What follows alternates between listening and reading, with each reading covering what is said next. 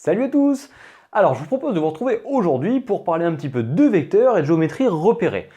Donc là, si a priori tu es en seconde ou en première et que tu vas par exemple aborder le produit scalaire et que tu voudrais faire une petite révision sur les vecteurs, eh bien du coup tu peux commencer par aller regarder une vidéo de cours sur toute la partie vecteurs où je te rappelle un petit peu tout ce qu'il y a à savoir là-dedans. On te la met ici en lien, elle est un petit peu longue mais tu y trouveras a priori ton bonheur sur normalement les définitions et les différentes propriétés là-dessus.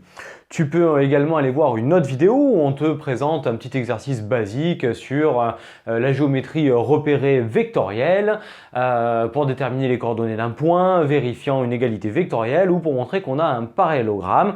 Là, c'est plutôt un exercice un petit peu bilan que tu pourrais tout à fait avoir en devoir en seconde sur la partie donc géométrie vectorielle repérée. Bon, bien écoute, regarde, je te propose de te mettre ici le sujet. Donc tu vas voir qu'il est composé de deux grandes questions. La première partie qui va consister en fait à travailler autour de la détermination d'un point D pour former un parallélogramme et voir si ce parallélogramme est aussi un losange.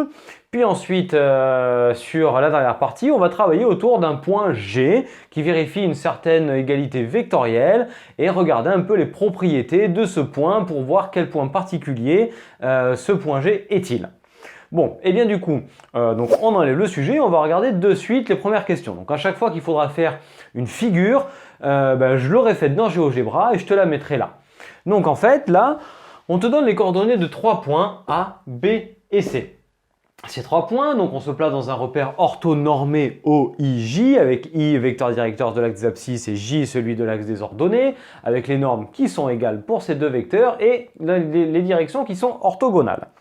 Donc on nous demande de faire une figure, hop, on la met ici. Donc tu as une figure avec la représentation de ces 3 points-là et on va la compléter au fur et à mesure de l'énoncé.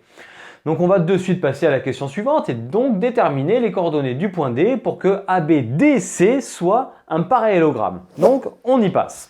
Alors à quelles conditions le quadrilatère ABDC est un parallélogramme? Réfléchis un petit peu dans ton cours, si tu es retourné voir les vidéos, on te l'a dit. Eh bien, on va dire que ABDC est un parallélogramme si et seulement si AB égale CD. Donc, je te rappelle, tu prends les deux premières lettres et les deux dernières, hop, tu les tournes, tu fais l'égalité entre les deux vecteurs et deux vecteurs égaux te caractérisent deux vecteurs qui ont même direction, même sens, même longueur, c'est-à-dire les deux côtés opposés de ton parallélogramme qui sont parallèles et de même longueur. Donc autant dire ce qui te caractérise parfaitement un parallélogramme. Donc maintenant, avec cette égalité vectorielle, eh bien, on va pouvoir déterminer les coordonnées du point B grâce à deux petites équations. Alors, donc là, on est pour la A et on fait le vecteur AB. Le vecteur AB qui a pour coordonnées donc 6, 3, moins celle de A, 3, moins 3. Donc AB qui a pour coordonnées 6 moins 3, 3, 3 plus 3, 6. Et on va faire pareil avec CD, même s'il y a une inconnue, ce qui va me donner XD, YD, moins les coordonnées de C, qui sont moins 2, 2. Donc hop, changement de signe ici. Et on a CD. Bon, eh bien deux vecteurs sont égaux si et seulement si, donc même direction, même sens, même longueur, mais en parlant en termes de coordonnées, si les coordonnées sont égales. Donc, il faut que 3 soit égal à XD plus 2 et que 6 soit égal à YD moins 2. Allez. Donc, AB égale CD est équivalent à, et on peut mettre ça sous la forme de deux petites équations. 3 est égal à XD plus 2, et 6 est égal à YD moins 2, YD moins 2. Bon, eh bien ces deux petites équations sont plutôt simples à résoudre. On se retrouve avec XD qui est égal à 3 moins 2, donc 1. Donc XD est égal à 1 et YD qui est égal à 6 et je fais passer le moins 2 de l'autre côté qui devient 2. Donc 8. En conclusion, on peut marquer A, B, D, C est un parallélogramme si et seulement si D a pour coordonnées 1, 8. Donc, on vient de déterminer les coordonnées du point D pour qu'on ait un parallélogramme. Du coup, je te mets ici la figure où tu vois ce point D qui est placé et qui nous forme bien un parallélogramme. Et on en profite pour regarder du coup la question d'après. On nous demande, est-ce que ce quadrilatère est pas un peu plus qu'un parallélogramme, c'est-à-dire un losange pour notre cas de figure ici. Donc je te rappelle que pour passer du parallélogramme au losange, il n'y a pas qu'une seule façon de faire. On peut avoir les diagonales qui sont perpendiculaires par exemple, mais là avec les coordonnées de tous les points, il sera assez facile de venir regarder si deux côtés consécutifs sont de même longueur. Donc par exemple, si AB est égal à AC.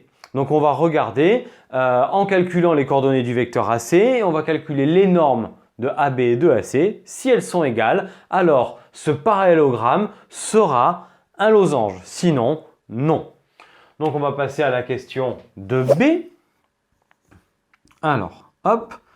Donc on va regarder AB. On va commencer par celle-ci. Alors, si tu veux, tu peux le marquer comme ça, norme de AB, ou encore juste AB comme ceci.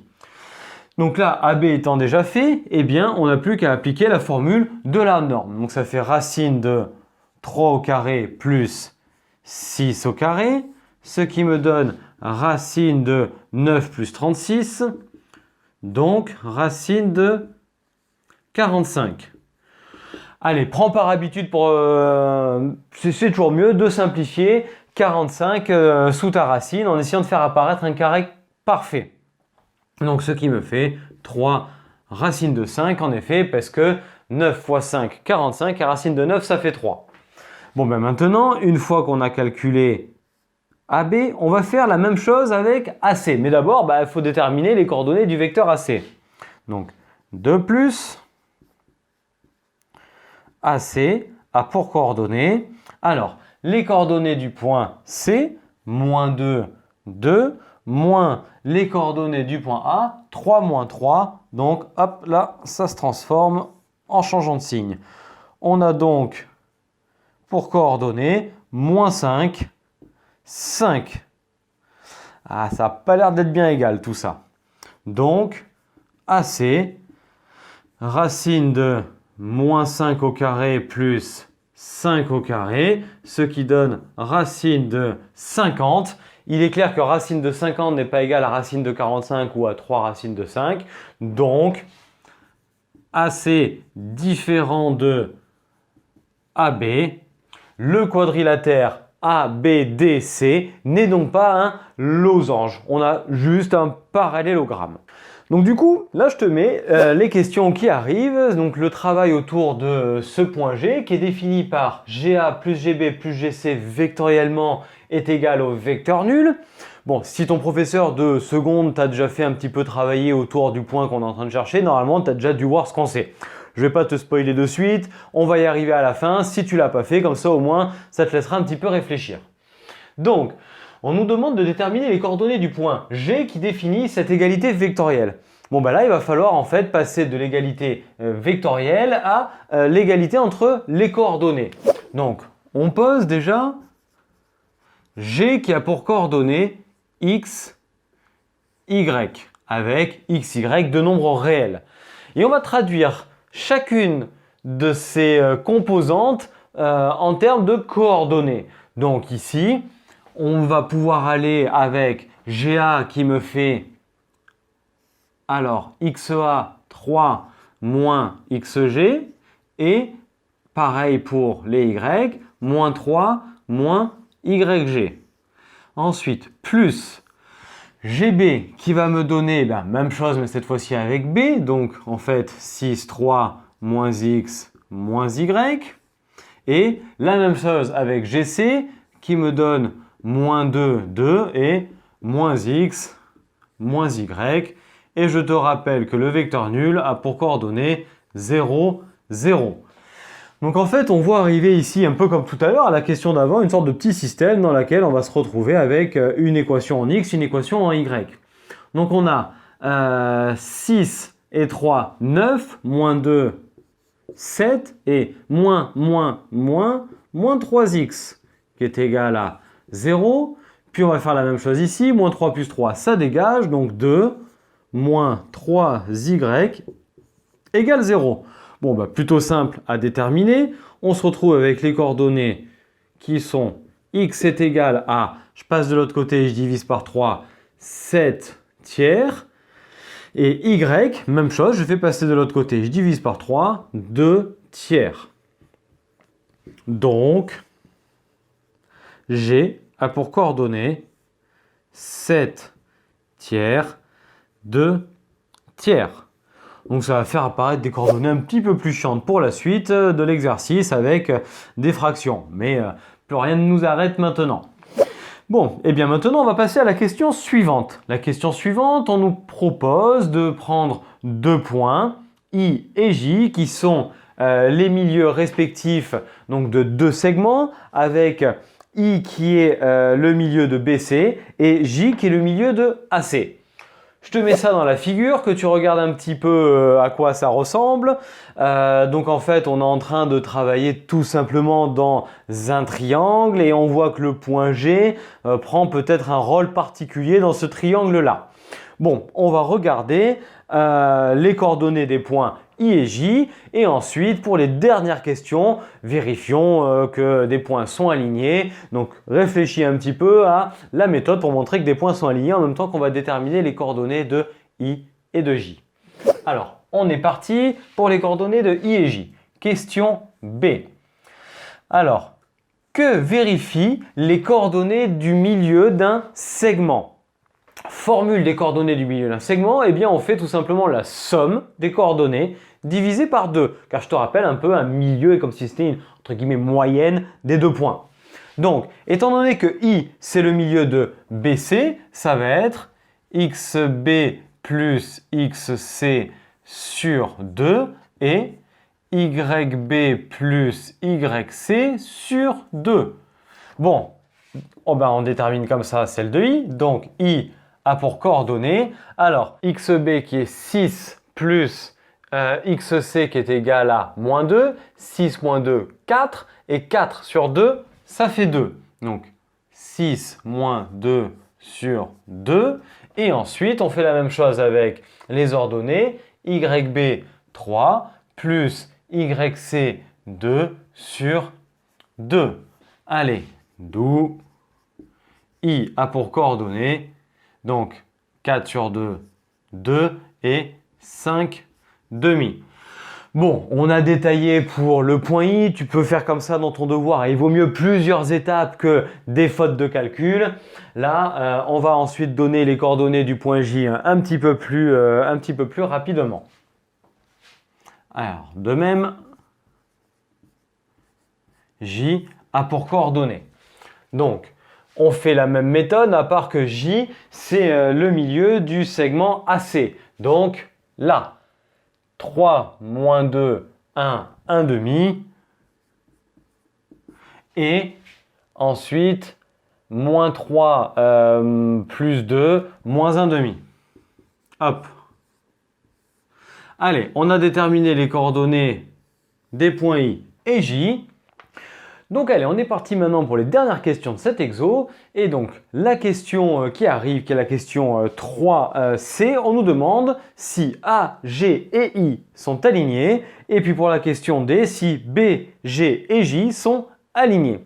Alors tu as eu le temps d'y réfléchir, comment montre-t-on que 3 points sont alignés?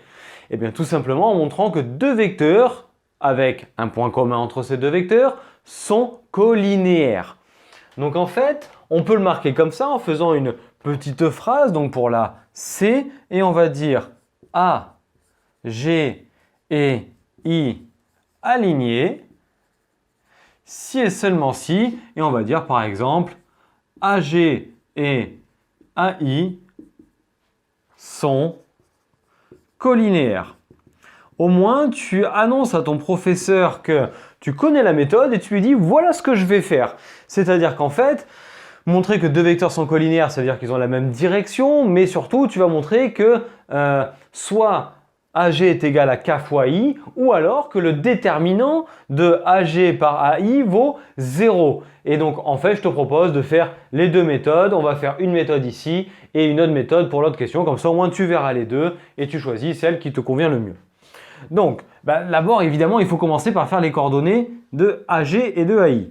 Alors, on a AG qui a pour coordonnées, donc d'abord les coordonnées du point G, 7 tiers de tiers, moins les coordonnées du point A, 3 et moins 3.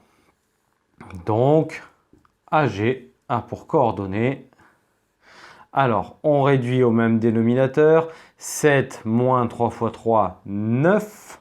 Donc, ce qui va me faire 7 moins 9 moins 2 tiers. Et 3 fois 3, 9 et 2, 11. 11 tiers. Donc, on a AG. On va faire maintenant AI. Puis, donc, AI. Hop. Même chose, on va mettre les coordonnées du point I. 2 et 5 demi.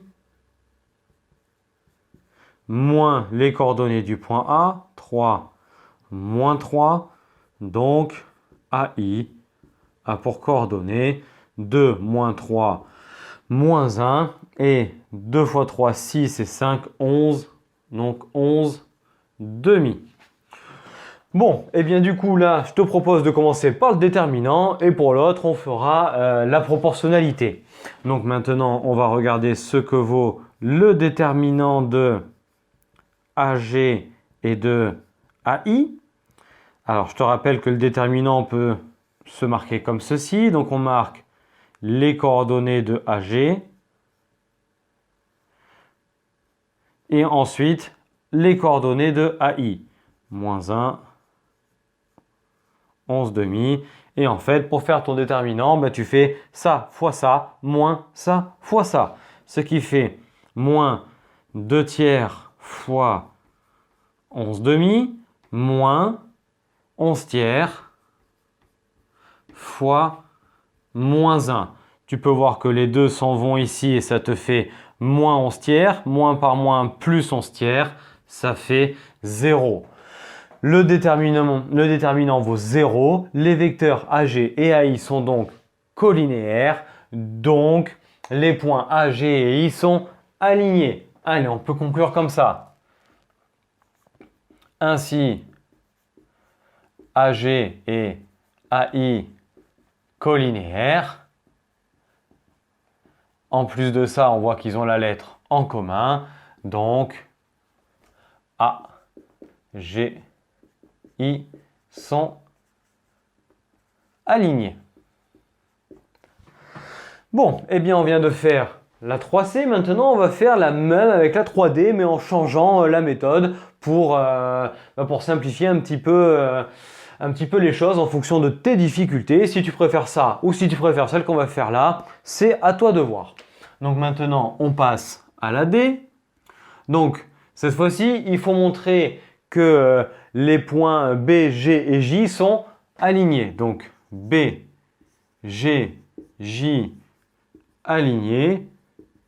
Si et seulement si, BG et BJ collinéaires. Donc, comme tout à l'heure, pour le moment, on va faire les vecteurs. Donc, BG qui a pour coordonnées. Donc, les coordonnées du point G, 7 tiers, 2 tiers. Donc, 7 tiers, 2 tiers. Moins les coordonnées du point B, 6 et 3. Donc, BG a pour coordonnées moins 11 tiers. Puis, pareil, 3 fois 3, 9. Et la différence, elle est de 7. Donc, moins 7 tiers. On a déterminé les coordonnées de BG. Maintenant, on va faire celles de BJ. Et BJ qui a pour coordonnées. Donc, J, 1 demi moins 1 demi. Moins les coordonnées du point B, 6 et 3. Ce qui donne BJ qui a pour coordonnées. Donc, 12 et 12, donc 11 moins 11 demi. Et ensuite, 2 fois 3, 6, moins 1, 7, moins 7 demi. Bon, on a déterminé les coordonnées. Maintenant, on peut chercher soit en faisant des rapports de quotient, c'est-à-dire lui divisé par lui et lui divisé par lui, par exemple. Et ça te donnera 2 fois la même valeur. Et donc, du coup, bah là, tout ira bien et tu auras ta proportionnalité entre BG et BJ. Ou alors, si tu la vois, eh bien, tu peux directement la donner. Donc, on a BJ qui est égal à 2 tiers, BG qui est égal à 2 tiers de BJ. Donc, or, BG égale 2 tiers de BJ. Donc, BG et BJ avec B en commun, donc parfait, collinaire. Ainsi, B, G et J sont alignés. Bon, et bien voilà, on a montré que les points B, G et J, puis les points A, G et I étaient alignés. On va pouvoir passer maintenant à la phase analyse, commentaire et caractériser un petit peu plus ce point G. Donc du coup là, j'ai tout effacé. Je te mets ici la figure finale avec tous les points placés, le point I, le point J, le point G. On trace du coup les droites, vu que les points sont alignés, on a donc obtenu 2 droites particulières dans ce triangle. Et on va regarder maintenant de quoi il s'agit. Donc, regarde bien le dessin qui t'est fourni ici. J'espère que tu l'as fait, donc du coup que tu as le même. Et maintenant, on passe à la phase de l'analyse. Donc, on se met dans le triangle ABC sur la fin. Le point D, en fait, là, il ne nous intéresse plus. Et donc, dans ce triangle ABC, on a I qui est le milieu de BC. On a une droite qui part de A et qui relie le point I. Et cette droite passe par le point G puisque A, G et I sont alignés. La droite qui est issue d'un sommet qui passe par le milieu du côté opposé s'appelle la médiane. Donc du coup, AI, c'est la médiane issue de A. De l'autre côté, on va partir du point B, on va relier le point J qui est le milieu de AC, donc à nouveau une médiane. Cette médiane passe par le point G, puisqu'on a montré que B, G et J étaient alignés. Donc on se retrouve avec une deuxième médiane dans un même triangle ABC. Il se trouve que le point G appartient aussi bien à AI qu'à BJ. Donc au final, on a 2 médianes dans le triangle ABC et on sait que les médianes sont séquentes selon un point que l'on appelle le centre de gravité du triangle. Donc les 3 médianes d'un triangle sont concourantes selon un point G que l'on appelle centre de gravité. On a d'autres points particuliers dans un triangle. On a le point d'intersection des 3 hauteurs, l'orthocentre, le point d'intersection des 3 médiatrices, le centre du cercle circonscrit et le point de concours des 3 bissectrices qui est le centre du cercle inscrit. À connaître ces droites particulières et les points de concours. Là, donc du coup, ce qui nous intéresse, c'est le point d'intersection des 3 médianes que l'on a pu construire donc en reliant le sommet d'un côté et le milieu du côté opposé. Elles sont donc concourantes selon le point G qui est le centre de gravité. Et donc du coup, qu'est-ce qu'on peut en tirer en propriété de ce centre de gravité? Donc déjà, je te rappelle que si le triangle était un objet physique, par exemple ton équerre qui serait pleine, eh bien je trace mes 3 médianes, je repère le centre de gravité, je viendrai mettre mon doigt sur le centre de gravité et mon équerre tiendrait parfaitement en équilibre selon ce point-là. C'est un peu le centre de masse en langage physique. Donc là, du coup, je te propose de te mettre quelques petites propriétés du centre de gravité, dont celle qui a permis de travailler autour de ce point G. Donc, le centre de gravité d'un triangle, point de concours des médianes, vérifie vectoriellement, eh bien, GA plus GB plus GC est égal au vecteur nul. Mais on a également 2 autres propriétés, on va même dire 3 autres propriétés plutôt, en regardant le positionnement de ce point G sur le segment formé par le sommet et le milieu du côté opposé. Et bien en fait, ton centre de gravité se trouve au 2 tiers, 1 tiers sur la médiane. Donc en fait, ce sont les propriétés que je t'ai mises ici vectoriellement. tu peux remarquer qu'on a un facteur de 2 tiers par rapport au total. Tu peux t'entraîner à démontrer ces propriétés, ça sera un bon entraînement. Alors tu peux le faire de façon analytique et tu peux le faire également en utilisant les relations de chasse. Eh bien j'espère que cette vidéo t'a plu et t'a permis de mieux comprendre ces points d'application de géométrie repérée au travers des vecteurs. Donc si tel est le cas, n'hésite pas à me lâcher un petit pouce vers le haut, puis à la partager auprès de tes amis, à leur montrer, à la commenter et à venir t'abonner à la chaîne en activant la cloche, puis nous rejoindre sur internet et nos réseaux sociaux Facebook et Instagram. Et d'ici à la prochaine vidéo, je te souhaite une très bonne journée et je te dis à très bientôt. Allez, ciao tout le monde!